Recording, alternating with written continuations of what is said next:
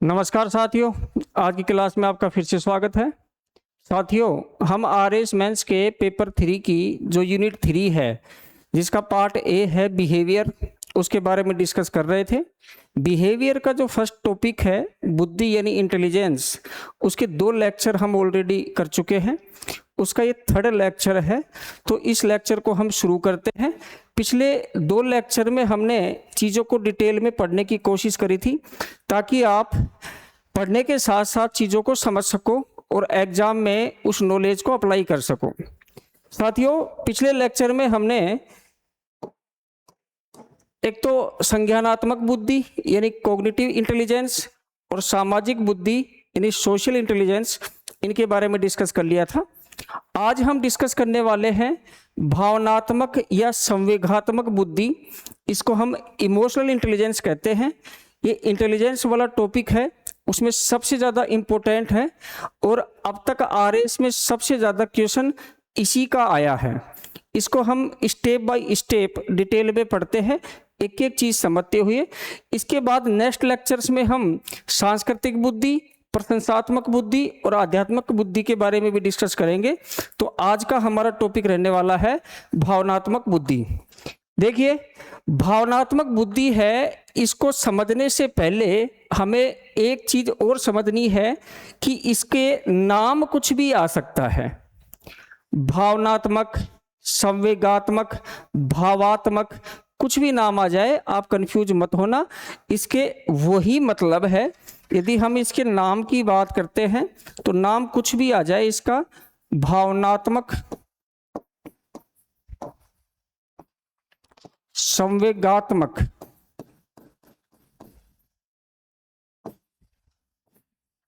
सावेंगिक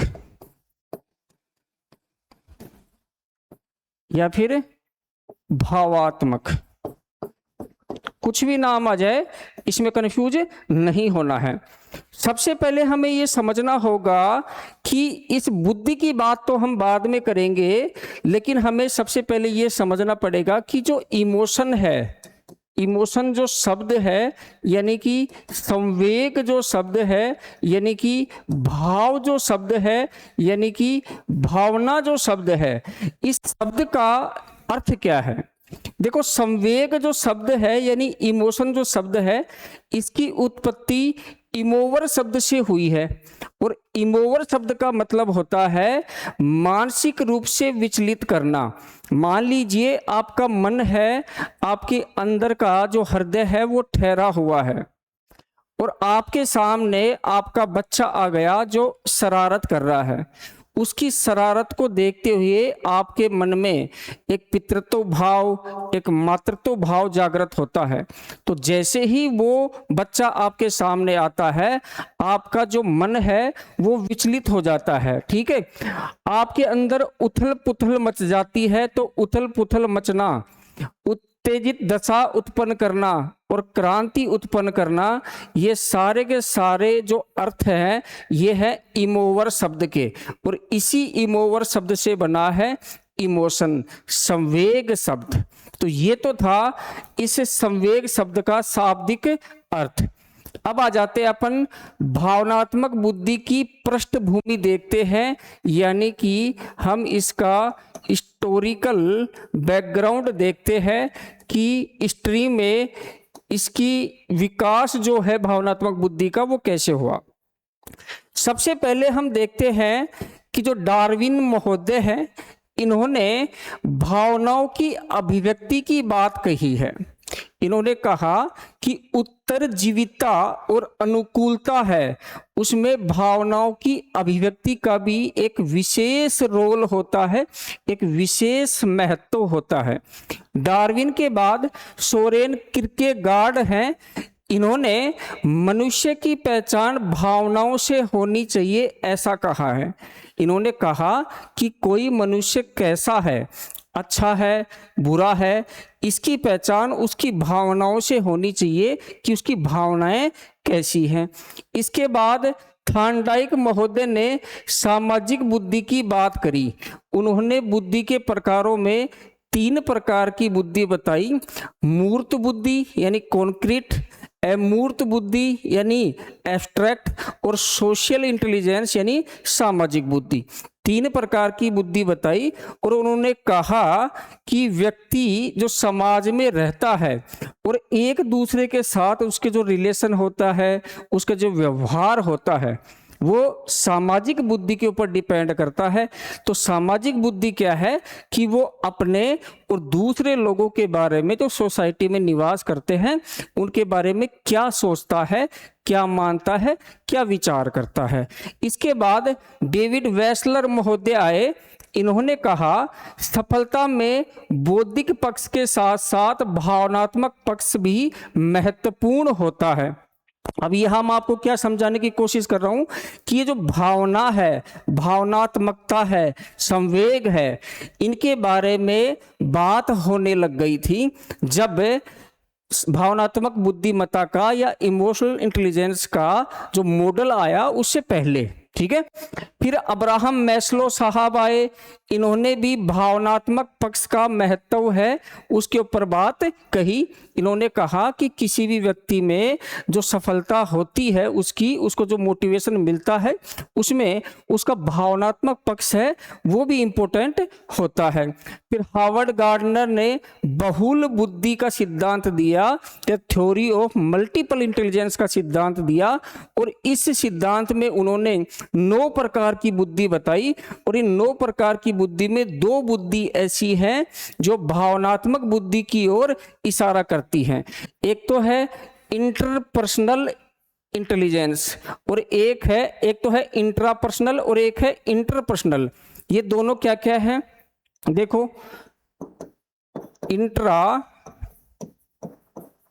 personal यानी कि अंतःवैयक्तिक।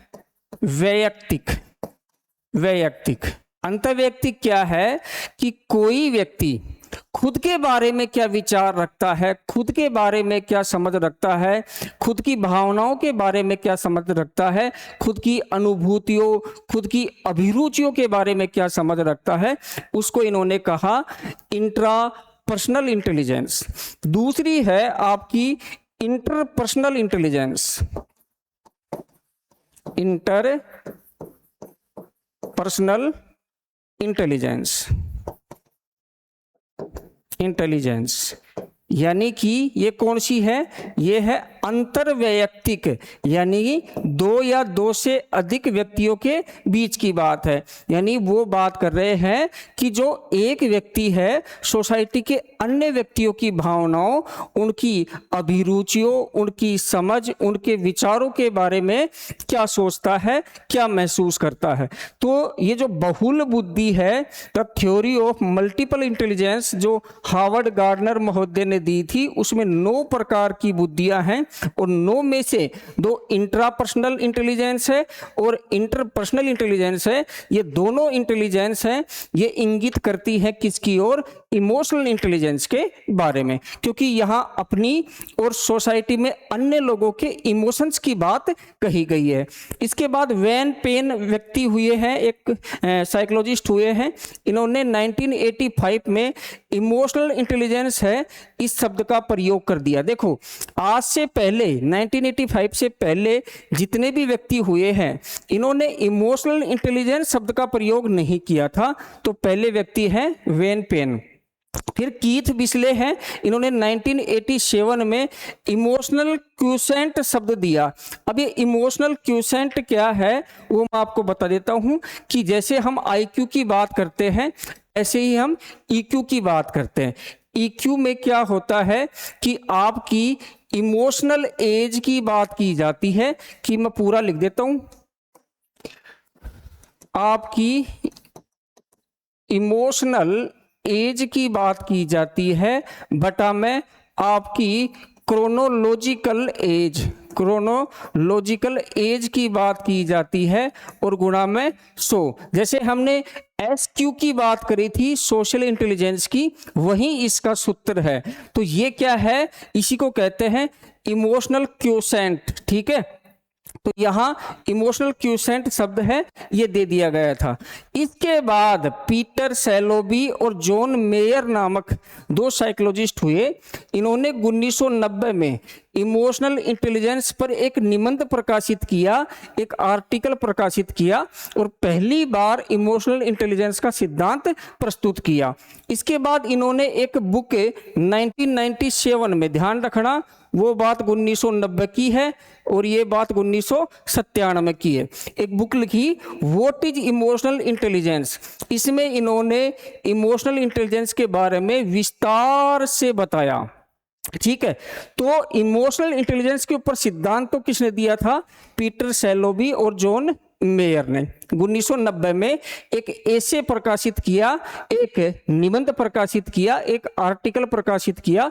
उसी आर्टिकल में इन्होंने इमोशनल इंटेलिजेंस सिद्धांत दिया। इसके बाद क्या होता है, डैनियल गोलमैन महोदय है 1995 में। अब 3 सनी ध्यान रखो, 1990 में इन्होंने एक आर्टिकल पब्लिश किया, उसमें इमोशनल इंटेलिजेंस का सिद्धांत दिया।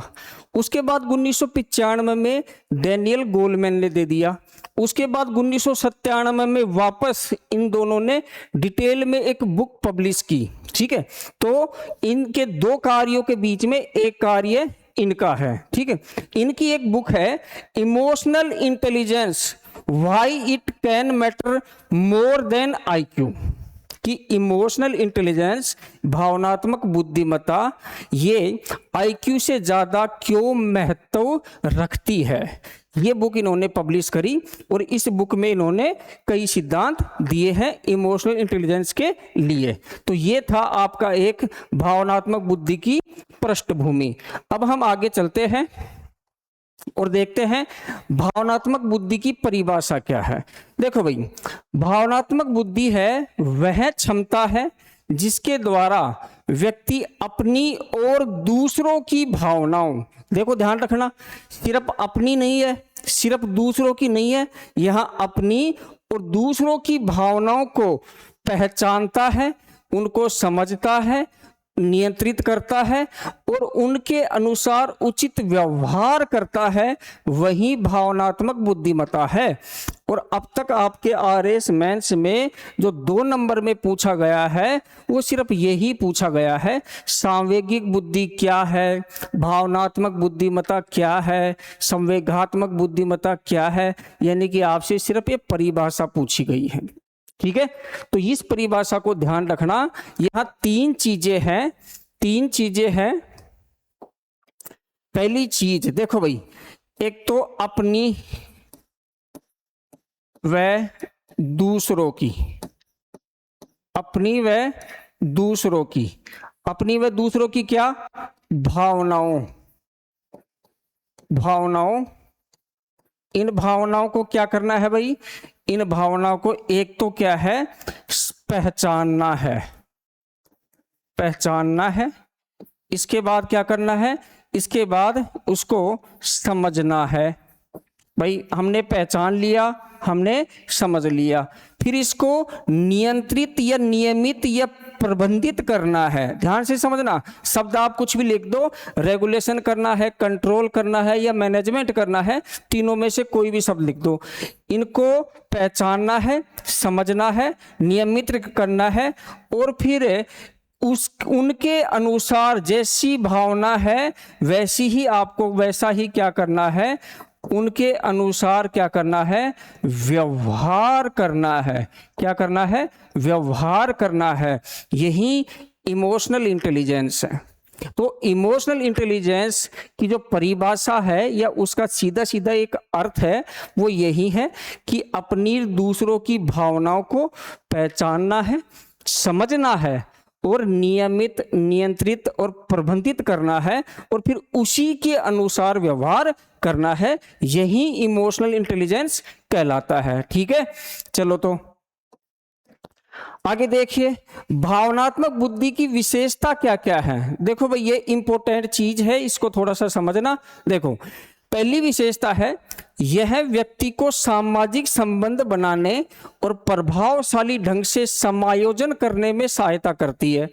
जिस व्यक्ति में इमोशनल इंटेलिजेंस अधिक है या अच्छी है, ऊंचे स्तर पर है, उसके सोसाइटी में बहुत से लोगों से अच्छे संबंध होते हैं, पहली बात। दूसरा, ये क्या करता है, सोसाइटी में कहीं भी घुल मिल जाता है, इसको कहीं भी किसी भी प्रकार के कल्चर में ले जाके छोड़ दो।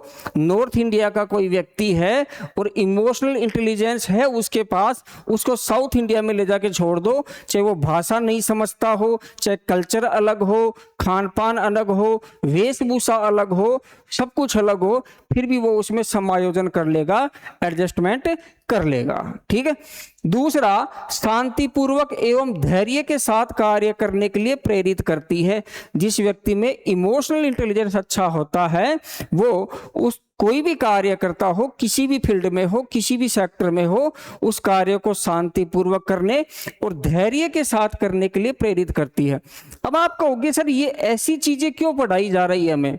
देखो, यदि आप आरएस के सिलेबस को ध्यान से पढ़ोगे ना, ध्यान से समझोगे, तो इस सिलेबस को आईएएस से भी अच्छा बनाया गया है मेरी राय में। इसमें आपकी हर प्रकार की इंटेलिजेंस है वो परखी जा रही है। आपको history, polity, geography, economy, science tech, math, reasoning, Hindi, English पढ़ने के साथ साथ सोशल एस्पेक्ट समझने के लिए सोशियोलॉजी है। आप प्रशासन में जाओगे, आपको मैनेज करना पड़ेगा कई चीज़ों को, अपने अधीनस्थों को, अपने डिपार्टमेंट को, तो आपके लिए मैनेजमेंट है। आपको अकाउंट्स वगैरह संभालने पड़ेंगे, इसलिए अकाउंटिंग, ऑडिटिंग है। आपको लोगों के साथ व्यवहार करना पड़ेगा, लोगों की साइकोलॉजी के अनुसार व्यवहार करना पड़ेगा, इसलिए बिहेवियर है। आपको कानून की समझ होनी चाहिए, इसलिए लॉ है। आपके अंदर एथिकल चीजें हो, मोरालिटी हो, इसलिए एथिक्स है। और आप लोक प्रशासन चलाओगे, इसलिए लोक प्रशासन है। ये सारे सब्जेक्ट सिर्फ एग्जाम पास करने के लिए नहीं है, बल्कि आपको एक अच्छा लोक प्रशासक बनाने के लिए है। इसलिए इमोशनल इंटेलिजेंस को ध्यान पूर्वक समझना, ताकि आप इन चीजों को अपने व्यक्तित्व में उतार के भी आप एक अच्छे स्टूडेंट, एक अच्छे नागरिक, एक अच्छे इंसान और एक अच्छे लोक प्रशासक बन सको। ठीक है। तीसरा है, यह जन्मजात होती है परंतु अनुभव व परिपक्वता से भी प्रभावित होती है। यह व्यक्ति की अंतः शक्तियों को विकसित कर नेतृत्व क्षमता में विस्तार करती है। यह स्वयं तथा दूसरों के संवेगों का प्रबंधन करते हुए व्यवहार करती है। तो ये सारी चीजें हैं, ये इमोशनल इंटेलिजेंस की क्या है, विशेषताएं हैं। ठीक है। यदि आ जाए 5 नंबर में तो ये सारी चीजें आपको लिखनी है। नेक्स्ट देखते हैं, मूल प्रवृत्ति। अब ये मूल प्रवृत्ति क्या है भाई? देखो भाई, विलियम मैकडूगल ने अपनी प्रसिद्ध पुस्तक आउटलाइन ऑफ साइकोलॉजी में मूल प्रवृत्तियों और संवेगों के बीच घनिष्ठ संबंध को बताया है। उनके अनुसार प्रत्येक मूल प्रवृत्ति के साथ कोई ना कोई संवेग अवश्य जुड़ा है। अब जैसे यदि व्यक्ति भोजन की तलाश करता है तो संवेग क्या निकला? भूख। भूख नहीं लगेगी तो भोजन की तलाश क्यों करेगा? आप किसी भी जानवर को देखो, कुत्ते, बिल्ली, शेर, किसी को भी, यदि उसको भूख नहीं लग रही तो आराम से सोता रहता है। ठीक है। तो यहां ध्यान से समझना, मूल प्रवृत्ति तो क्या है, भोजन की तलाश, लेकिन इस तलाश के पीछे कौन सा संवेग उत्पन्न हुआ था? भूख। फिर संतान की भावना, ये एक मूल प्रवृत्ति है कि हर व्यक्ति में संतान की भावना होती, क्यों होती है? वात्सल्य के लिए। फिर हर व्यक्ति में काम प्रवृत्ति होती है, क्यों होती है? कामुकता के लिए। युयुत्सा होती है, क्यों? क्रोध के लिए। आमोद भ्रमण होता है किसके लिए? हंसना या हास होता है किसके लिए? आमोद या भ्रमण के लिए। फिर आत्माभिमान होता है किसके लिए? आत्मगौरव। संग्रहण के लिए आत्माधिकार। पलायन के लिए भय। अब कई बार आप देखते हो ना कि लोग जैसे कहीं सिविल वॉर चल रहे हैं, गृह युद्ध चल रहे हैं, वहां से जैसे मिडिल ईस्ट में देखते हैं अपन, तो सिविल वॉर चल रहा है तो मौत का भय है, वो उनको पलायन करने के लिए मजबूर कर रहा है और लोग अलग अलग देशों में जाके शरण ले रहे हैं। ठीक है। फिर दैन्य, इसके पीछे क्या है? संवेग, आत्महीनता। फिर शरणागति, इसके पीछे है करुणा, दुख और शोक। फिर सामूहिकता। शरणागति का मतलब है आप किसी के शरण में चले जाओ, जैसे बच्चा है वो अपने माँ की शरण में चला जाता है, ठीक है। फिर सामूहिकता है एकाकीपन, कि यदि आप अकेलेपन से पीड़ित हैं तो आपको समूह में लोग हैं वो अच्छे लगेंगे। फिर निवृत्ति, निवृत्ति में क्या है, घृणा, ठीक है। फिर है जिज्ञासा, अब जिज्ञासा में क्या है, आश्चर्य, और रचनात्मकता में क्या है, कर्तृभाव। तो ये तो है आपके सारे के सारे संवेग, और ये है इनकी मूल प्रवृत्ति। ये एग्जाम में आएंगे नहीं आएंगे नहीं पता, लेकिन ये संवेगों के बीच की घनिष्ठ संबंध को बता रहा है, किस किस का, मूल प्रवृत्ति और संवेग के बीच में क्या घनिष्ठता है, क्या संबंध है, ये बताते हैं, ठीक है। तो आपको यदि ऐसा आ जाए तो विलियम मैकडूगल का नाम ध्यान रखना, और पुस्तक है आउटलाइन ऑफ साइकोलॉजी, इसका नाम ध्यान रखना। सारी याद नहीं रहे तो 2-4 लिख देना बस, ठीक है। आगे देखते हैं भावनात्मक ये संवेगात्मक बुद्धिमत्ता के मॉडल कौन कौन से हैं। तो देखो भाई, सबसे पहला नाम आता है सैलोबी एवं मेयर।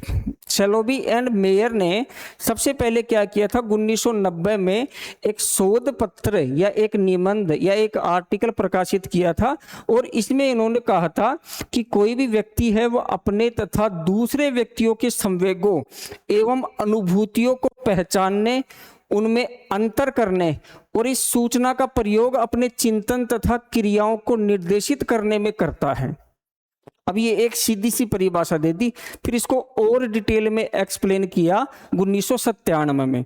1997 में इन्होंने क्या कहा कि भावनात्मक बुद्धिमत्ता वह योग्यता है जिसमें संवेगों को प्रत्यक्षण करने, चिंतन करने या चिंतन प्रक्रिया से जोड़ने, समझने और उन्हें प्रबंधित या नियमित करने का कार्य किया जाता है। तो कुल मिला के 4 कार्य बताए हैं, 4 घटक बताए हैं। क्या क्या है कि भावनाओं को प्रत्यक्षण करना यानी परसीविंग, भावनाओं को चिंतन प्रक्रिया से जोड़ना यानी थॉट प्रोसेस से, भावनाओं को समझना यानी अंडरस्टैंडिंग, और भावनाओं के प्रबंधन करना यानी मैनेजिंग। ये 4 जो घटक हैं इनको हम डिटेल में देखते हैं। देखो भाई, सबसे पहला है भावनाओं को प्रत्यक्षण करना यानी परसीविंग। और परसीविंग में ये कहा गया है कि आप क्या करो, दूसरों के शब्दों, ध्यान से समझना भाई, शब्दों, बातों, भाव, भाव यानी फेस एक्सप्रेशन, चेहरे के भाव, चेहरे के भाव। फिर आपकी आती है बॉडी लैंग्वेज,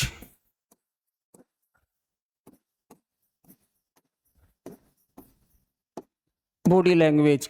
इसके अलावा संकेतों, चित्रों आदि को पहचान करके और आप उनमें विभेदन करेंगे। क्या करेंगे, पहचानना, जानना और विभेदन करना, विभेदन करना, ये करेंगे। तो भावना को प्रत्यक्षण करना, परसीविंग का मतलब है भावनाओं को पहले आप पहचानो कि भावना क्या है। जैसे बच्चा आपके घर में है, कोई छोटा बच्चा, और वो जब आप, जैसे मान लीजिए आपका बेटा है, बेटी है, और आप डेली काम से शाम को घर आते हैं, वो आपको देखते ही भग के आता है और आपके चिपक जाता है। लेकिन आज आप आए हो और वो बच्चा आपके पास नहीं आया, वो दूर खड़ा है, चेहरे पे उदासी है, गुस्सा है, आंखें नहीं मिला रहा आपसे। अब आपको क्या करना है, सबसे पहले आपको उसकी भावना है, उसके संवेग है, उसके चेहरे के भाव है, उसकी बॉडी लैंग्वेज है, उसको पहचानना है। तो एक काम आप समझ गए होंगे, मैंने उदाहरण बच्चे का दिया है, आप इसको सोसाइटी में कहीं भी अप्लाई कर सकते हो।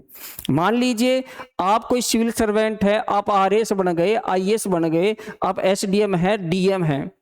अब आपकी ऑफिस में आपके कई जो कुलीग्स हैं वो काम करते हैं, अधीनस्थ हैं वो काम करते हैं। अब उनके व्यवहार को आप क्या करते हो, परसीव करते हो, समझते हो, इन्हें पहचानते हो कि भैया कोई व्यक्ति कोई बात बोल रहा है, क्यों बोल रहा है, उसकी बात के पीछे क्या कारण है, कोई व्यक्ति कैसा व्यवहार कर रहा है, क्यों कर रहा है, आपका जो अधीनस्थ है वो आपके सामने चापलूसी कर रहा है या रियल में वो अपना कर्तव्य निभा रहा है। तो ये चीजें आपको पहचाननी आनी चाहिए, पहली चीज हो गई। दूसरी चीज क्या है कि भावनाओं को चिंतन प्रक्रिया यानी थॉट प्रोसेस से जोड़ना, यानी वो जो भावनाएं आपने पहचानी है या आपने जानी है उसको क्या करना है, आपको थॉट प्रोसेस से जोड़ना है। अब इसमें थॉट प्रोसेस से जोड़ने का मतलब क्या है कि जब भी आपको पता चले कि ये बच्चा गुस्सा है तो आपको तुरंत रिएक्शन नहीं करना है, तुरंत रिएक्शन नहीं करना है, आपको लिंक करना है किससे, अपने चिंतन से। आपने भावनाओं को पहचाना, परसीव किया, परसीव करने के बाद आपको क्या करना है, तुरंत रिएक्शन नहीं करना है। देखो चीजों को ध्यान से समझना, तुरंत प्रतिक्रिया नहीं करना, नहीं करना। आपने क्या कर लिया, आपने परसीव कर लिया। अब परसीव करने के लिए आपको क्या करना पड़ेगा, इसके बाद लिंक करना पड़ेगा। क्या करना पड़ेगा, या फिर आपको फैसिलिटेट करना पड़ेगा,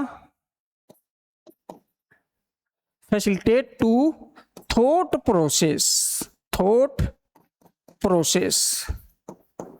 अब ये चीज क्या है ये समझ लो आप। देखो भाई होता क्या है, एक्चुअल में दो चीजें हैं, एक है इमोशनल होना और एक है इमोशनल इंटेलिजेंस। ये दोनों डिफरेंट है। कई बार क्या होता है कि छोटा बच्चा भी इमोशनल हो सकता है लेकिन इमोशनल इंटेलिजेंस नहीं हो सकता। कोई व्यक्ति अंदर से भावुक हो सकता है लेकिन भावनात्मक बुद्धिमत्ता नहीं रहे। तो दोनों को समझ लो आप क्या है,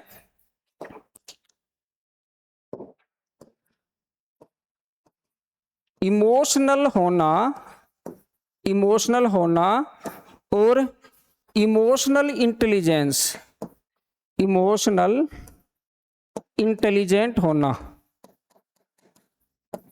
ये दोनों क्या है, अलग अलग हैं। ठीक है, अब आपको क्या करना है, आपने बच्चे के भाव पहचान लिए और अब आप उसको चिंतन प्रक्रिया से जोड़ो, यानी उस भाव को आपको क्या करना है, यूज करना है, उपयोग करना है, प्रयोग करना है। इसीलिए इस सिद्धांत को पुम कहते हैं। पुम, पुम यानी परसीविंग या फिर यूजिंग, फिर अंडरस्टैंडिंग और मैनेजिंग। ये पुम सिद्धांत है, मैं एक एक करके लिख देता हूं। परसीविंग, यूजिंग, इसके बाद अंडरस्टैंडिंग और फिर मैनेजिंग, मैनेजिंग। ठीक है, अब आपने क्या कर लिया कि चिंतन प्रक्रिया से जोड़ दिया और आप सोच रहे हो कि यार आज क्या बात हो गई, बच्चा डेली भक्के आता था, मेरे से चिपक जाता था, लेकिन आज ऐसी क्या बात हो गई। अब आपको उसके भाव को पहचानना है और पहचान के आपको चिंतन करना है कि ऐसी क्या घटना हो सकती है, यदि ये ऐसा दुखी है, गुस्सा है, रूठा हुआ है तो क्यों है। यानी कि आपको मैच्योरिटी के लेवल पे ध्यान से समझना भाई, चीजों को मैच्योर होना है, इमोशनल मैच्योर, मैच्योर होना है आपको, पहली चीज। दूसरा आपको एनालिसिस करना है। क्या करना है, एनालिसिस करना है चीजों को कि ये ऐसा हुआ है या ऐसा व्यवहार कर रहा है बच्चा, इसके ऐसे भाव हुए हैं तो ऐसे क्यों हुए हैं। अब मैं एग्जाम्पल बच्चे का दे रहा हूं, आप सोसाइटी में किसी का भी ले सकते हो, कार्यस्थल का भी ले सकते हो या जो सामान्य समाज होता है उसका भी ले सकते हो, और परिवार के अन्य लोग हैं, आपके दोस्त हैं, उनका भी ले सकते हो। ठीक है, तो दो बात आप समझ गए होंगे। तीसरा है भावनाओं के प्रबंधन की योग्यता। अब ये भावनाओं के प्रबंधन की योग्यता क्या है कि आपने भावनाओं को पहचान लिया, आपने भावनाओं को क्या कर लिया, प्रबंधन की योग्यता नहीं है। तीसरा है भावनाओं को समझना, कि आपने भावनाओं को पहचान लिया, भावनाओं का विश्लेषण कर लिया, अब आपको क्या करता है, क्या करना है, उनको समझना है।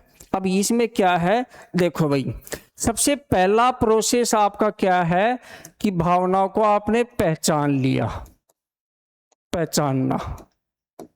फिर आपने क्या कर लिया, पहचान के दूसरा काम विश्लेषण कर लिया, और विश्लेषण करके और आपने इसको चिंतन प्रक्रिया से जोड़ दिया, चिंतन प्रक्रिया से जोड़ दिया। अब तीसरा काम क्या रह गया आपका, अब आपको उसको समझना है। समझने का मतलब ये हो गया भैया कि आप इन भावनाओं को सूक्ष्मता के स्तर पर, सूक्ष्मता के स्तर पर समझेंगे। अब सूक्ष्मता के स्तर पर कैसे समझेंगे, तो देखो कई बार क्या होता है, कई भावनाएं मिलकर कॉम्प्लेक्स फीलिंग्स बना लेती हैं। कॉम्प्लेक्स फीलिंग्स जैसे जटिल को सरल करके समझना है, जटिल को सरल करके, सरल करके। अब ये जटिल को सरल कैसे करते हैं मैं बताता हूं आपको। देखो भाई, समझना कैसे है, जटिल को सरल करके, सरल करके। अब जटिल को सरल कैसे करते हैं वो समझिए। देखिए, मान लीजिए आपका दोस्त है और आपने क्या कर दिया, कोई आपसे गलती हो गई, और उस गलती बहुत बड़ी गलती हो सकती थी, उसका बहुत बड़ा नुकसान हो सकता था। अब वो आपके ऊपर क्रोध भी कर रहा है, लेकिन यहां जो क्रोध है वो अकेला क्रोध नहीं है बेटा। ये एक क्रोध यदि आपका दोस्त कर रहा है तो एक कॉम्प्लेक्स फीलिंग्स है, कॉम्प्लेक्स इमोशन है, क्योंकि क्रोध के साथ साथ चिंता भी जुड़ी हुई है। तो क्रोध प्लस चिंता, समझ गए होंगे। जैसे आप रात को आप डेली घर पे शाम को 6 बजे आ जाते हो और आपके पास फोन है, एक दिन रात के 10 बज गए, फोन भी बंद आ रहा है, माता पिता घर वाले परेशान हो रहे हैं। 10 बजे बाद आप आए 11 बजे, अब पिताजी आपको डांट रहे हैं। अब आपको लगेगा यार पिताजी क्यों डांट रहे हैं, मैं तो आ गया सही सलामत। बेटा, डांटने में या गुस्सा करने में, क्रोध करने में, क्रोध तो है ही, चिंता भी है। तो इसको बोलते हैं कॉम्प्लेक्स इमोशंस। एक चीज समझ गए।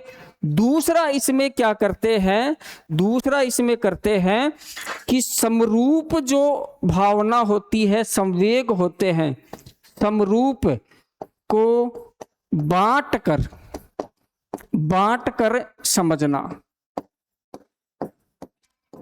इसको तो क्या है, जटिल को सरल करके समझना है और समरूप को बांट कर समझना है। जैसे आप समझो, समरूप को बांट कर कैसे समझेंगे। देखो, एक्चुअल में कई बार क्या होता है, जैसे आप आरएस बन गए, आपके साथ एक रूम में 3-4 दोस्त और थे जो आपके साथ तैयारी कर रहे थे। अब वो आप आरएस बन गए, वो खुशी बना रहे हैं, नाच रहे हैं, हंस रहे हैं, मुस्कुरा रहे हैं। तो क्या आप मुझे ईमानदारी से बताओ, क्या आपके लिए वो सिर्फ खुश हैं?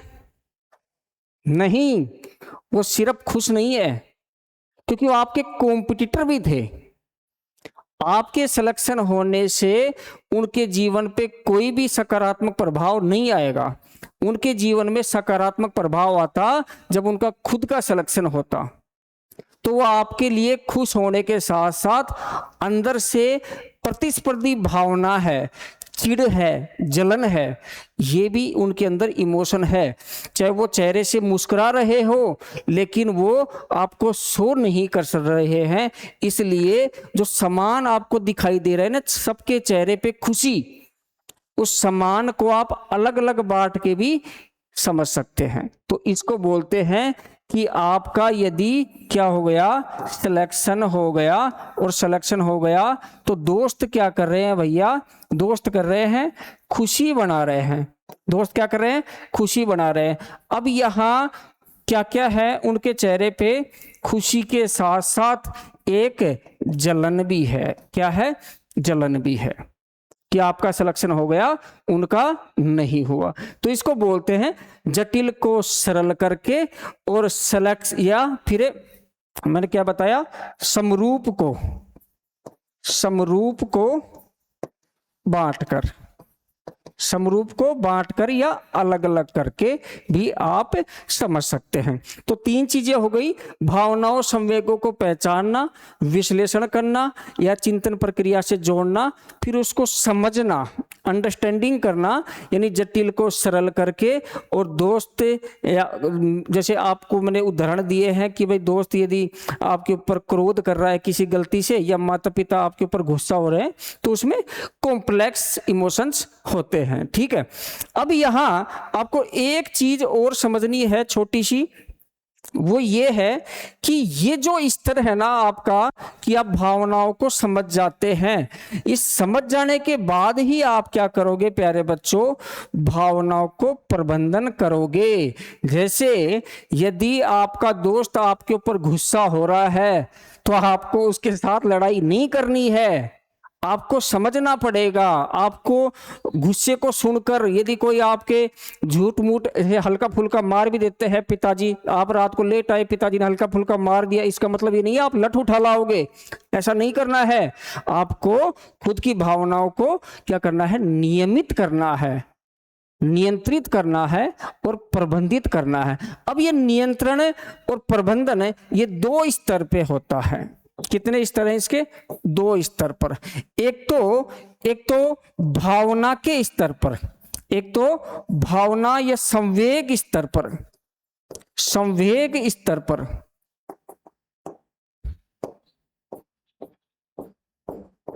संवेग स्तर पर, और दूसरा है अभिव्यक्ति के स्तर पर, अभिव्यक्ति के स्तर पर। देखो भाई थोड़ा सा ऐसे समझो इसको एग्जाम्पल से ही, कि मान लीजिए चौथा क्या है अपना, प्रबंधन। प्रबंधन और प्रबंधन जो हो रहा है वो मैंने दो स्तर बताए आपको, दो स्तर बताए, एक तो संवेग स्तर पे और एक संवेग की अभिव्यक्ति, एक्सप्रेशन।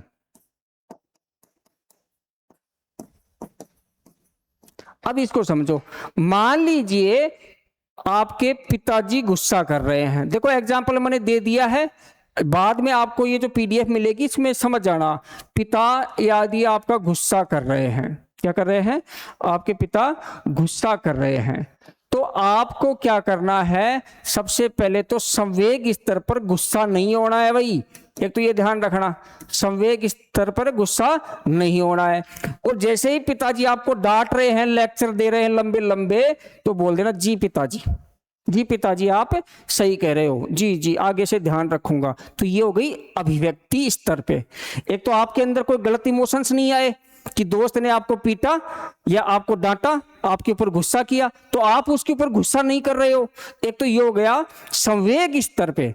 दूसरा, आप उसको अभिव्यक्त कैसे कर रहे हो कि यार तू सही कह रहा है कि मेरे को ऐसा नहीं करना चाहिए था। जैसे आप एग्जाम में फेल हो गए, एग्जाम से 1 महीने पहले आप दोस्तों के साथ मूवी देखने घूम रहे थे, ठीक है, आप अब मैं और कुछ बात बताना नहीं चाहता, आप कुछ कुछ कर रहे थे और आप एग्जाम में फेल हो गए और दोस्त आपको डांट रहा है, फिर आप, अरे तू कौन होता है मेरे को सिखाने वाला, पहले तू खुद तो कर ले। एक तो ऐसे जवाब दो, एक आपको यार तू सही कर रहा, देखो गलती मेरे से तो हुई है यार, आगे से ध्यान रखूंगा, ठीक है। तो ये बात है, एक तो संवेग स्तर पे और एक अभिव्यक्ति के स्तर पे। तो सैलोवी एंड मेयर ने ये 4 घटक बताए हैं पुम मॉडल में। और पुम मॉडल का मतलब क्या है मैंने बता दिया, परसीविंग, यूजिंग, अंडरस्टैंडिंग और मैनेजिंग। तो आप इसको खूब अच्छे तरीके से लिख सकते हो, 5 नंबर में आएगा, 10 नंबर में आना नहीं है, 5 नंबर में आएगा खूब अच्छी तरीके से। यदि आपसे पूछ ले सैलोवी एंड मेयर का भावनात्मक बुद्धिमत्ता का मॉडल बताइए या पुम मॉडल बताइए, तो ये पूरा का पूरा ऐसे डायग्राम बना के लिख देना, शानदार नंबर आएंगे आपके, ठीक है। 5 में से 5.5 तो नहीं आएंगे, लेकिन आपको 3.5 तक मिल जाएंगे, ठीक है। आगे देखते हैं भाई, डैनियल गोलमैन का भावनात्मक या संवेगात्मक बुद्धिमत्ता का मॉडल। अब ये इनकी एक बुक आई 1995 में, एक आई क्या बुक, और बुक का नाम क्या था? Emotional intelligence, why it can matter more than IQ.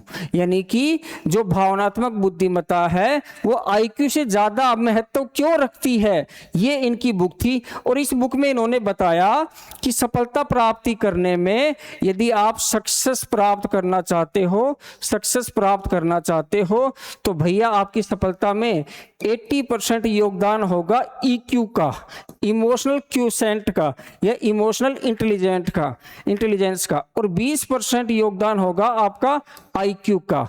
ठीक है, यानी इंटेलिजेंस क्यूसेंट का। तो यह ध्यान रखना, इन्होंने यही कहा है कि भैया यदि आप सफल हो रहे हो तो 80% से अधिक योगदान ईआई का या इमोशनल इंटेलिजेंस का है, और 20% योगदान है आपका किसका होगा? आईक्यू का। और उन्होंने ये भी कहा कि जो वीमेंस हैं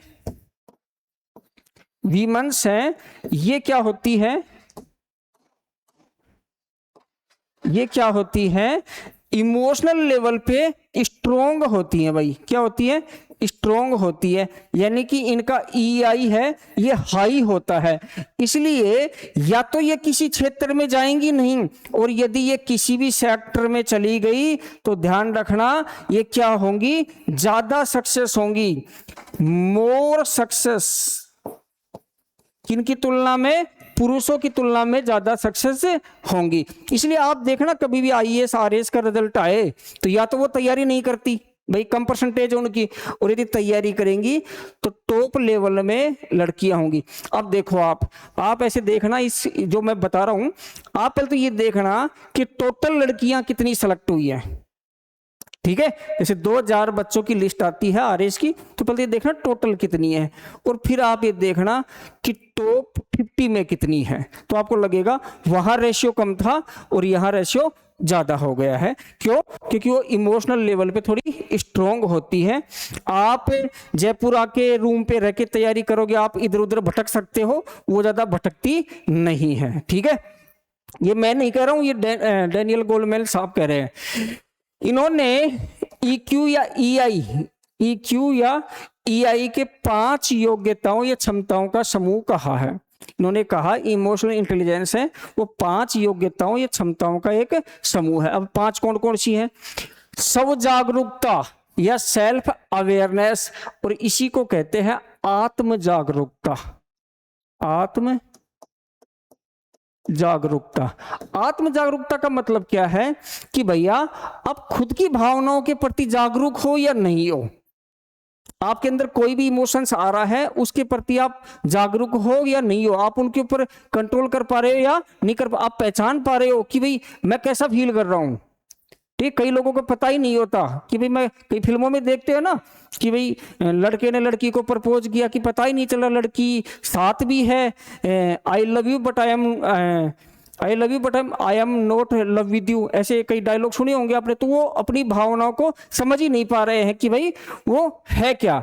तो यहाँ क्या है? स्वयं की भावनाओं, अभिरुचियों, स्वभाव, मूल्यों, उद्देश्यों, क्षमताओं, कमजोरियों का स्पष्ट ज्ञान आपको होना चाहिए। यदि आप सेल्फ अवेयर हो तो आपकी खुद की इमोशंस, आपके खुद की अभिरुचियों, खुद का स्वभाव कैसा है, खुद के वैल्यूज कैसे हैं, खुद के उद्देश्य क्या है, पर्पज क्या है, लाइफ के टारगेट क्या है, एम क्या है, क्षमताएं, आपकी खुद की कैपेसिटी क्या क्या है, कमजोरियां क्या क्या है, इनका आपको स्पष्ट ज्ञान हो। पहली चीज तो ये। दूसरा, अपने व्यक्तित्व के पक्षों का दूसरों पर क्या प्रभाव पड़ता है कि यदि भाई आप के अंदर गुस्सा नामक इमोशन जल्दी आ जाता है, आप क्रोधित जल्दी हो जाते हो, तो इसका दूसरों पे क्या प्रभाव पड़ता है। आप कई लोग ऐसे होते हैं कि क्रोध में, गुस्से में थोड़े से हिंसक हो जाते हैं, तो उनको लगेगा कि हो सकता है बाहर सोसाइटी में आप किसी से छोटी सी गलती हुई और आपने बंदूक निकाल ली, अब ऐसे में नुकसान आपका भी होगा। समझ रहे हो मैं क्या कहना चाह रहा हूं? तो खुद के इमोशंस को आप जानो, उनके प्रति जागरूक रहो कि भाई ये ऐसी चीज हो जाएगी तो मेरे साथ ये इमोशंस पैदा हो जाएंगे। ठीक है, अब इसमें 3 चीजें हैं भाई। देखो, एक तो 3 पक्ष हैं। मनोभाव जटिल हैं, तो अगर जटिल हैं तो आपके उस मनोभाव में जो जो अनुभूतियां शामिल है उनको अलग करो पहले तो, ठीक है। दूसरा, निर्णय सही कब होगा, निर्णय गलत कब होगा। देखो, मूल व्यक्तित्व से यदि आप परिचित हो कि भाई आप क्या चाहते हो तो आपका निर्णय सही होगा।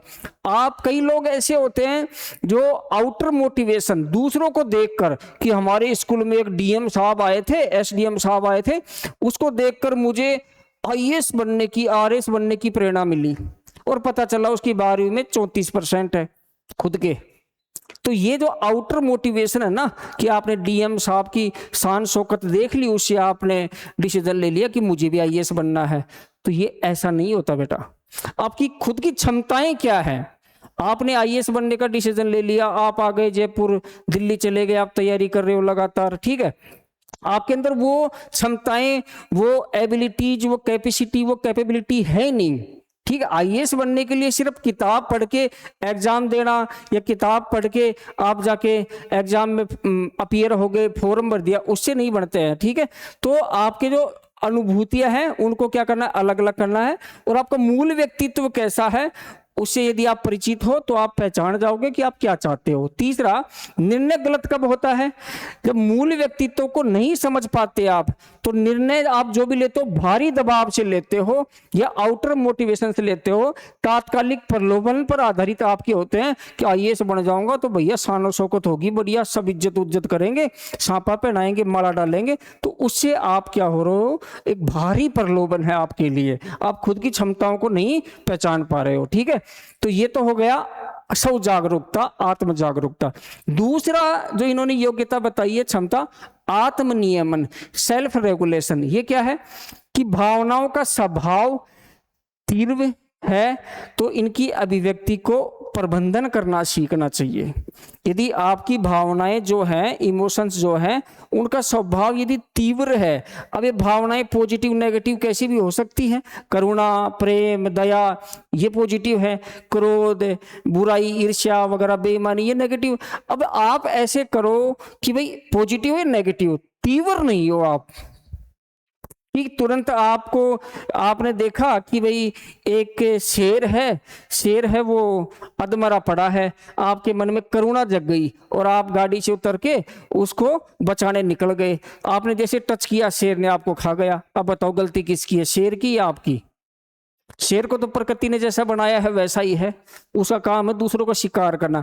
आप अपनी भावना पे कंट्रोल नहीं कर पाए तो आपने क्या कर दिया, तुरंत क्या कर लिया, डिसीजन ले लिया। तो भावनाओं का स्वभाव पहचानो, ठीक है, उसका रेगुलेशन करो, उसकी तीव्रता है उसको रेगुलेशन करो, और उसकी अभिव्यक्ति है उसको प्रबंधित करो आप, ठीक है।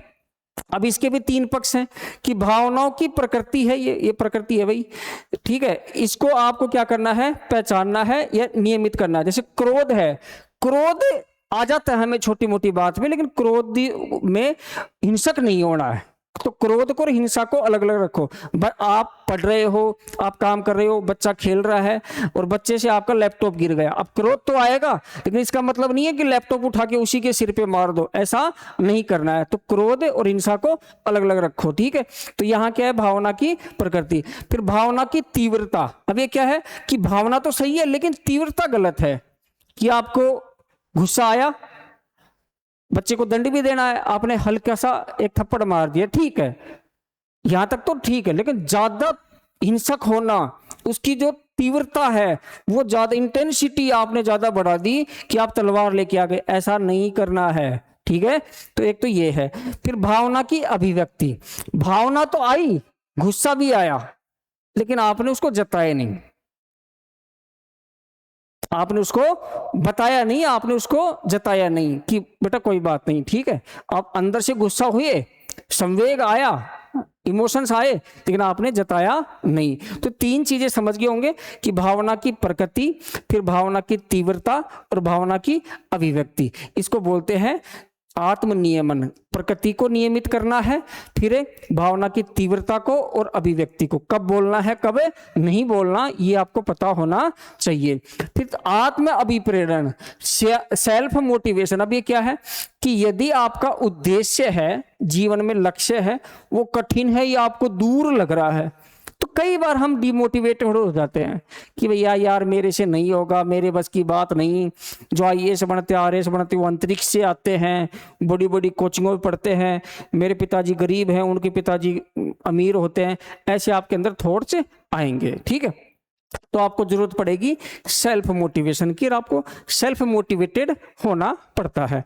अब कई बार हम क्या करते हैं कि तात्कालिक लाभ के लिए या निराशा या थकान या बोरियत से हमारे जो टारगेट होते हैं ना, उद्देश्य, उनको छोड़ देते हैं। कि यदि आप क्या कर रहे हो, तैयारी कर रहे हो, तैयारी पीक पे चल रही है, आपके घर में फाइनेंशियल प्रॉब्लम चल रही है, अब आपको पैसे की नीड है, और किसी ने ये कह दिया कि यार 20,000 रुपये दूंगा महीने के, तू ये काम कर लिया जा मेरे पास, और आप चले गए। तो तात्कालिक लाभ है, या आप थक रहे हो, बोरियत हो रहे हो, दिमाग पजल्ट हो गया है, आपने पढ़ाई छोड़ दी, ठीक है। आगे देखो, तो करना क्या है भाई, आपको क्या करना है कि पढ़ाई के साथ साथ, या आप किसी भी फील्ड में कोई भी काम करते हो, उसके साथ साथ मनोरंजन भी जरूरी है। हॉबीज को भी टाइम देना चाहिए, बुक पढ़ना, हॉर्स राइडिंग, कविता सुनना, जो भी है, आप XYZ मूवीज देखना, आउटिंग भी करना चाहिए। कई बार हम एक क्राइटेरिया में रह जाते हैं कि कमरे में घुसे रहते हैं, पढ़ते रहते हैं, तो कभी कभी बाहर भी जाना चाहिए, सोसाइटी को, लोगों को देखना चाहिए, ठीक है। फिर समान उद्देश्य वालों के साथ समूह बना के रहना चाहिए, कि आपके साथ जो और कोई तैयारी करने वाले हैं उनके साथ समूह बना के रहो। फिर सलाह मशवरा भी करना चाहिए कि भैया आपने यार प्री पास किया, आपने ऐसा क्या किया था। जैसे आपके टीचर्स हैं, गाइड्स हैं, मेंटर्स हैं, उनसे आप सलाह मशवरा करो। फिर सकारात्मक रहना चाहिए, तो ये क्या है, आत्म अभिप्रेरण। देखो 3 चीज हो गई, एक तो सेल्फ अवेयरनेस, सेल्फ रेगुलेशन और सेल्फ मोटिवेशन। फिर आता है एम्पैथी। एम्पैथी क्या है, देखो 2 चीज होती हैं, 2 चीजें होती हैं। एक तो आती है सिंपैथी, सिंपैथी, और एक आती है एम्पैथी। इनमें अंतर क्या है, ये तो है सहानुभूति, सहानुभूति, और ये है समानुभूति। अब इनमें अंतर क्या है, इनमें अंतर ये है भैया कि जैसे किसी के पिताजी की मौत हो गई, देखो भाई बुरा मत मानना, पिता की मौत हो गई, अब आपके दोस्त आएंगे आपके पास, यहां तो वो क्या कहेंगे, सॉरी फॉर योर लॉस, कि भगवान ने आपके साथ जो किया या आपके साथ जो हुआ उसके लिए हमें खेद है, इतना कह दिए, कंधे पे हाथ रख के चल गए। देखो मैं एग्जांपल दे रहा हूं, एक आपने ऐसा सोसाइटी में देखा होगा। दूसरा, समानुभूति में क्या होता है, समानुभूति में ये होता है कि डोंट वरी,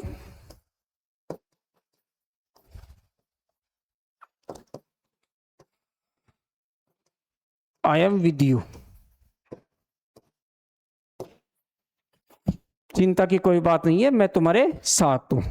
अब यहां एक अंतर ये आ जाता है कि यहां आपने उसके जीवन में जो भी बुरा हुआ है उसके लिए खेद प्रकट कर दिया। यहां वो जो फील कर रहा है, वो जो फील कर रहा है, जो फील कर रहा है, जो महसूस कर रहा है, वो ही या वैसा ही आप भी फील करो, आप भी फील करो।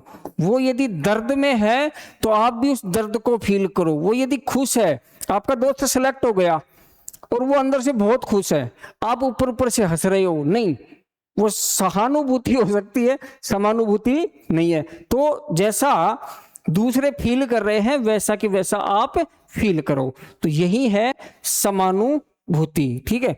अब इसमें क्या है, दूसरों की भावना व अनुभूतियों को समान व सटीक रूप से समझना, चाहे वह अपनी भावना छिपा रहा हो, मन स्थिति जानने के बाद सही निर्णय लेना। 3-4 बातें हैं। दूसरों की भावना व अनुभूतियों को समान व सटीक रूप से समझना, पहली चीज तो ये होगी कि अंदर से कैसा फील कर रहा है, चाहे वह अपनी भावना छिपा रहा हो कि वो चुपचाप खड़ा है, लेकिन अंदर से तो फील कर रहा है ना, समझ रहे हो। मन स्थिति जानने के बाद सही निर्णय लेना, स्वयं को दूसरों की जगह रखकर महसूस करना व उनके व्यवहार का अनुमान लगाना, ये ध्यान रखना। जो बात मैंने बताई है ना समानुभूति में, वो ये है। आगे देखते हैं सामाजिक दक्षता यानी सोशल स्किल। ये गार्डनर महोदय ने जो अंतर वैयक्तिक या इंटरपर्सनल जो बताई थी इंटेलिजेंस, वही है। ठीक है, अब इसमें क्या है कि दूसरों से जो संबंध है, ये कोई समस्या हो तो सकारात्मक समाधान दोनों को लाभ देता है। कि जैसे आपके पड़ोसी के साथ संबंध है और उस संबंध में कोई समस्या है, आपके अपने माता पिता के साथ, भाई बहन के साथ, पति पत्नी के साथ यदि कोई समस्या है, आपके दोस्त के साथ संबंधों में कोई समस्या है, तो आपको एक सकारात्मक जो समाधान है वो दोनों को लाभ देगा। कई बार हम थोड़े स्वार्थी हो जाते हैं, सिर्फ खुद के स्वार्थ के बारे में, खुद के लाभ के बारे में सोचते हैं, तो वो आपकी इंटरपर्सनल स्किल नहीं है, आपके अंदर इमोशनल इंटेलिजेंस नहीं है। क्योंकि इंटरपर्सनल स्किल है वो इमोशनल इंटेलिजेंस का ही एक घटक है, पार्ट है, एक योग्यता है। दूसरों का जो व्यवहार है ना भैया, वो उसका आपको फीडबैक देना चाहिए। कैसे देना चाहिए कि यदि कोई आपके साथ अच्छा कर रहा है तो उसकी प्रशंसा करो, और यदि आपको लगता है कि ये आदमी ये काम गलत कर रहा है तो उसको सुधारात्मक उपाय बताओ। जैसे कई बार मैं देखता हूं कि भाई किसी देश में, किसी भी राज्य में कोई भी पॉलिटिकल पार्टी है, आप किसी भी पार्टी से वैचारिक मतैक्य रखते होंगे या वैचारिक समानता रखते होंगे, तो दूसरी पार्टी आपकी दुश्मन है अपने आप ही। अरे भैया, कोई भी अपने आप में परफेक्ट नहीं है, कोई भी अपने आप में 100% नहीं है। आप किसी को भी ला के बैठा दो किसी भी कुर्सी पे, चाहे वो एमएलए हो, मुख्यमंत्री हो, प्रधानमंत्री हो, कोई भी हो, तो हम क्या करते हैं कि सीधा बुराई, कि हाँ देश में ये समस्या तो हमें भी पता है। यदि आप अभी बोलो मैं देश में 1000 समस्या बता दूं, समाधान क्या है? समाधान की बात कोई कर ही नहीं रहा। तो इसलिए हमें क्या करना चाहिए, सुधारात्मक बातें करनी चाहिए कि हाँ यार देश में गरीबी है, लेकिन अब गरीबी सरकार बहुत प्रयास कर रही है। देखो आप सिविल सर्विस की तैयारी कर रहे हो, आरएएस आईएएस की तैयारी कर रहे हो, तो आपको इन चीजों में सकारात्मक होना है। आपको पॉलिटिकल या आइडियोलॉजिकल न्यूट्रल रहना पड़ता है। आपके आंसर राइटिंग में, आपके इंटरव्यू में ये बातें झलक जाती हैं, इसलिए सामने वाला समझ जाता है कि आप पॉलिटिकल न्यूट्रल नहीं हो। इसलिए समस्या हर सेक्टर में है, एग्रीकल्चर सेक्टर में भी है, हेल्थ सेक्टर में भी है, एजुकेशन में भी है, इंडस्ट्री में भी है, सर्विस में भी है, छात्रों की भी समस्याएं हैं, महिलाओं की भी हैं, SC ST OBC की भी है, अल्पसंख्यक की भी है, सभी की समस्याएं हैं। सरकार धीरे धीरे अलग अलग प्रकार की स्कीम्स, योजनाएं लॉन्च करके उनको दूर करने की कोशिश कर रही है। हमारे देश में लीकेज की भी प्रॉब्लम है कि कोई योजना यदि चल रही है तो 100% शुद्ध तरीके से लोगों तक नहीं पहुंच रही है, तो समस्या है। इसीलिए तो आपकी भर्ती करते हैं, IAS RAS बनाते हैं, ताकि आप लोगों को उनकी सुविधाएं, योजनाओं का लाभ आप पहुंचा सको। तो सुधारात्मक उपाय जरूरी है। जब आपके किसी से संबंध खराब हो जाते हैं तो संबंध शून्यता नहीं करनी चाहिए कि यदि आप ऑफिस में किसी व्यक्ति से आपके विचार नहीं मिलते और किसी व्यक्ति का व्यवहार आपको ठीक नहीं लगता, तो खिड़की बिल्कुल ही बंद मत कर लेना, थोड़ा सा खुला रखना। यदि आप किसी के मुंह पर दरवाजा बंद करते हो तो कम से कम खिड़की खुली रखना, कि संबंध शून्यता मत कर लेना कि बिल्कुल संबंधी विच्छेद कर लो, ऐसा नहीं। समूह में काम करने की क्षमता है, उसको आपको क्या करना चाहिए, विकसित करना चाहिए। तो ये सारी चीजें हैं जो डैनियल गोलमेल ने EQ या EI की 5 योग्यता क्षमताओं का समूह कहा है। वो 5 योग्यता ये हैं, एक एक करके मैंने आपको कीवर्ड्स में समझा दिया है। ठीक है, अब थोड़ी सी आगे बात कर लेते हैं कि भैया सिविल सेवाओं में संवेगात्मक बुद्धि का महत्व या लाभ या उपयोगिता, ऐसा प्रश्न आ जाए कि भावनात्मक बुद्धिमत्ता का सिविल सेवाओं में क्या लाभ है या क्या महत्व है, क्या उपयोगिता है। तो ध्यान से समझना, यदि कोई सिविल सर्वेंट भावनात्मक स्तर पर बुद्धिमान है या उसका इमोशनल इंटेलिजेंस हाई लेवल पे है, तो उसकी लीडरशिप जो कैपेसिटी है उसका विकास होता है। क्यों? क्योंकि लीडर किसका होगा, लोगों का। लोगों को प्रबंधित करने, उनको रेगुलेट करने की उसकी क्षमता है वो अधिक हो जाती है, क्योंकि वो उनके इमोशंस को समझता है, अपने इमोशंस को भी समझता है और अपने इमोशंस पे कंट्रोल करते हुए उस अनुसार वो व्यवहार करता है। ठीक है, उसकी डिसीजन मेकिंग जो कैपेसिटी है वो अच्छी होती है। फिर उसके खुद के ऊपर विश्वास होता है। ठीक है, सेल्फ बिलीव कहते हैं। उसका संप्रेषण है ये। ठीक है, यानी कम्युनिकेशन, यानी कि उसका संचार जो है, लोगों से बात करना, वो संचार कला है उसकी, कम्युनिकेशन स्किल है वो अच्छी होती है। सोसाइटी को समझने की उसकी जो सामाजिक समझ है वो भी अच्छी होती है। वो चीजों को, गलतियों को स्वीकार करने की योग्यता रखता है। यदि उससे कोई गलती हुई है कि हाँ भाई तुम लोग ठीक कह रहे हो, ये गलती मेरे से हुई है, मेरे को ऐसा नहीं करना चाहिए था। ठीक है, फिर भावनात्मक स्थिरता रहती है उसमें, इमोशनल रूप से। कई बार ऐसे देखा होगा ना कि भाई एक डॉक्टर है वो सर्जरी करता है। अब मान लीजिए उसके परिवार के किसी व्यक्ति की सर्जरी करनी है। अब वहां यदि वो किसी का पिता, बेटा, भाई, पति बन के सर्जरी करेगा तो उससे नहीं होगा, इसलिए वहां उसको डॉक्टर बन के ही सर्जरी करनी पड़ती है। अपने इमोशंस पे कंट्रोल रखना पड़ता है। समझ रहे हो क्या? तो भावनात्मक स्थिरता चाहिए कि कभी आप इधर कभी आप इधर, ऐसा भी नहीं होना चाहिए। तो भावनात्मक जुड़ाव भी, कि आप सिविल सर्वेंट हो तो आप अपने जो स्टाफ मेंबर्स हैं उनके साथ या सोसाइटी के साथ, अलग अलग जो इंटरेस्ट ग्रुप है, हित समूह है, उनके साथ आपके भावनात्मक जुड़ाव होने चाहिए। ठीक है, वो आपके डेवलप हो जाते हैं। फिर व्यवहार व निर्णय में संतुलन रहता है कि आपकी कथनीर करनी है, आप बोल कुछ रहे हो और करे कुछ रहे हो, डिसीजन कुछ ले रहे हो और फिर इंप्लीमेंट कुछ कर रहे हो, तो ये भी आपका क्या है, इसमें बैलेंस रहता है। एक तो ये है। दूसरा, तनाव का स्तर इनका ऊंचा रहता है। क्यों?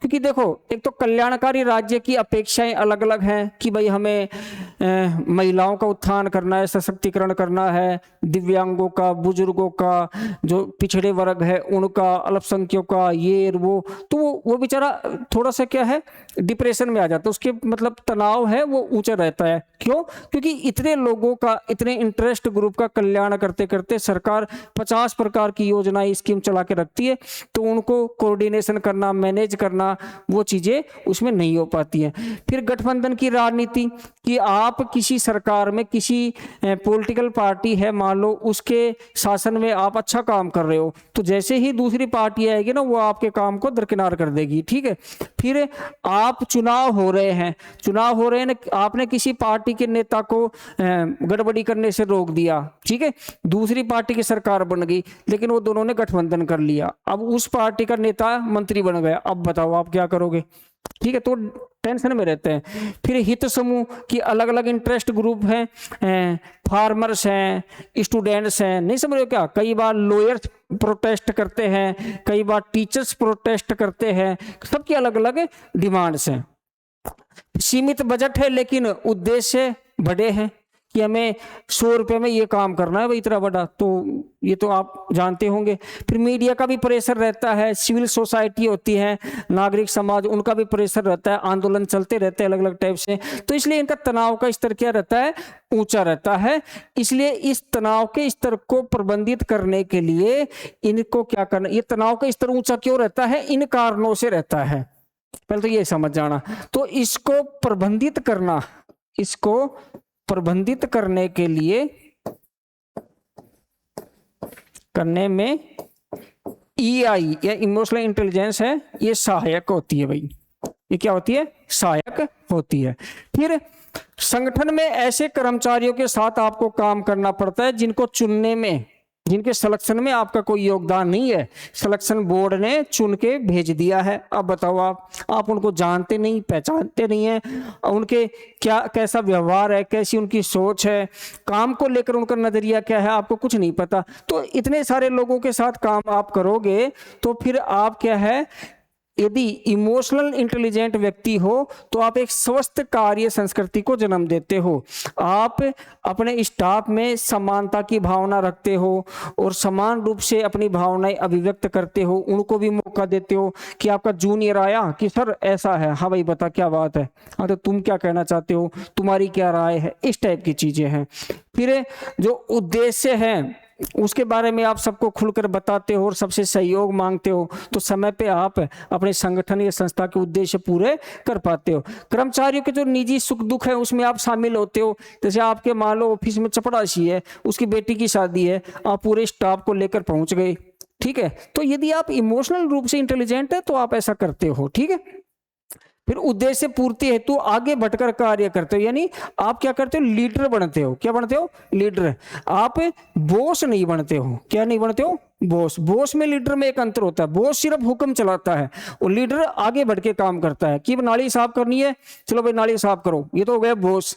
और लीडर क्या करता है कि भाई बाढ़ आई थी, बाढ़ से नालियां अवरुद्ध हो गई है, आने जाने का रास्ता रुक गया है, चलो भाई एक फावड़ा मेरे को तो सबसे पहले मैं करता हूं, तो बाकी के अपने आप लग जाएंगे, तो लीडर बन जाते हैं, ठीक है। फिर जन आंदोलन होते हैं या उग्र भीड़ होती है, कभी किसी भी बात को लेकर प्रोटेस्ट चल रहे होते हैं, तो आपको क्या करना है, जो इमोशनल रूप से इंटेलिजेंट व्यक्ति है वो क्या करेगा, समस्या को समझेगा, ठीक है। फिर उनकी भावना को समझेगा, फिर स्वयं पर भी नियंत्रण रखेगा कि वो सामने वाला तेज आवाज में बात कर रहा है, तो कई बार देखना आप, कोई आईपीएस खड़ा है, आईएएस खड़ा है, वो सामने वाले प्रोटेस्ट करे, चिल्ला रहे हैं, तो ऐसे करेगा गुस्सा उसको भी आ सकता है, लेकिन वो कंट्रोल रखते हैं। क्यों? क्योंकि वो इमोशनल रूप से इंटेलिजेंट होते हैं, ठीक है। तो स्वयं पर भी क्या रखते हैं, नियंत्रण। फिर भाषा पर भी नियंत्रण रखते हैं कि सामने वाले चिल्ला रहे, अभद्र भाषा बोल रहे हैं, पुलिस प्रशासन मुर्दाबाद, तो ऐसे थोड़ी है कि आप भी जनता मुर्दाबाद कहने लग जाओगे, ऐसा नहीं है। तो भाषा पर भी इमोशनल इंटेलिजेंट व्यक्ति नियंत्रण रखता है। फिर एक है राजनीतिक दबाव का प्रबंधन। अब राजनीतिक दबाव का प्रबंधन क्या है, देखो भाई, कई बार क्या होता है कि भाई कोई घटना घट गई, ठीक है ना। अब घटना घट गई तो ऊपर से मंत्री जी का फोन आ रहा है, ठीक है, आप सारी ताकत लगा दी, उस समस्या का समाधान नहीं कर पा रहे हो, तो ऊपर से प्रेशर आता रहता है, ठीक है। फिर जातिगत या धर्मगत मान्यता का सम्मान। अब मान लीजिए, देखो आप किसी भी जातीय धर्म से बिलोंग करते हो, लेकिन आप सिविल सर्वेंट हो, आप हिंदू हो, मुसलमान हो, जैन हो, सिख हो, बौद्ध हो, ईसाई हो, कोई भी हो, लेकिन आपको सभी की धार्मिक मान्यताओं और जातिगत मान्यताओं का सम्मान करना पड़ता है। क्यों? क्योंकि आप इमोशनल रूप से इंटेलिजेंट हो, ठीक है। तो ये है आपके कि सिविल सेवा में संवेगात्मक बुद्धि का महत्व या लाभ, ठीक है।